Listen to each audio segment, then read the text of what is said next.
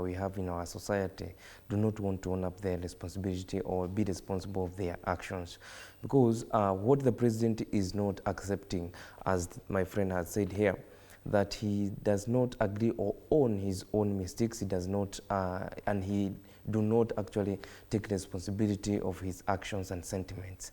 And he's in public media, and or rather he's in public saying that, you know, the young peoples were not killed, you know, and there was so much story, mixed up stories, that there was not clear. If I were the president at this time, of course, and my generation, I'll be the president, I would, first of all, in that state of the nation, align the Kenyan dream and what the expectations and the feeling of the people. Because where we are disconnecting with the government is that the government is tending to or pretends to understand the language of the people, but it is not really what it is.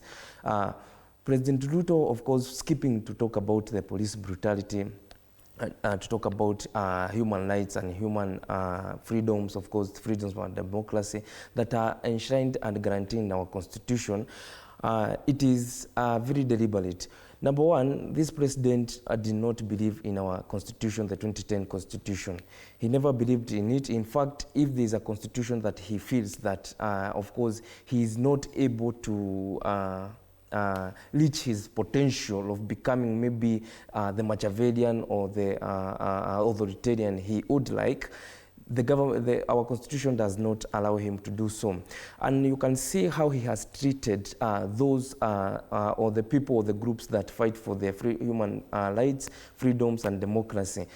Call out the media, how he has handled issues of our medias, the civil societies, and how the government is handling the civil society and the youth, because those are the perceived enemies of the government, because they are keen and they are very awake to see how the government is running. And that's why when we are starting the debate, I said that in our generation, we should not neither feel timid, as he, of course, posted that the generation is not timid by the whatever they are facing. So it is high time we address issues that are concerning us. Also, the issue of foreign affairs and our foreign affairs and our international relations with other countries was never addressed.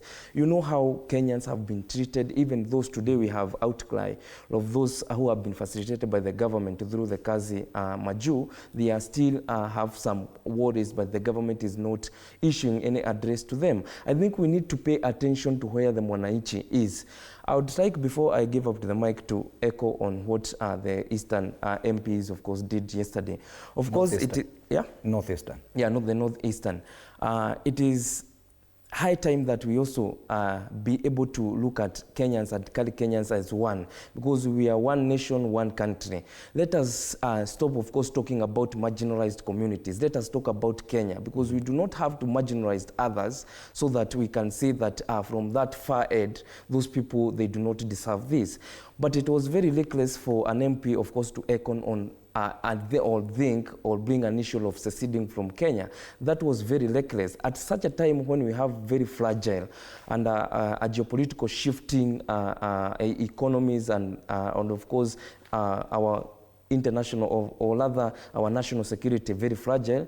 That is a dangerous comment to comment on. You can see how we have made our country, of course, we are not of course, building our country or much tightening our country and the grip of our country, because you can see even how other neighboring countries, they have sentiments about Kenya and how they would wage even a war with Kenya. Yes. I think those are the kind of issues that we need to address as a country. Yes, indeed, it is a very dicey thing, issues to do with inclusivity, equity and equality, and that cuts across, and I think that's part of the challenge there. Back to this issue of human rights, and we've seen even what has happened across the region, across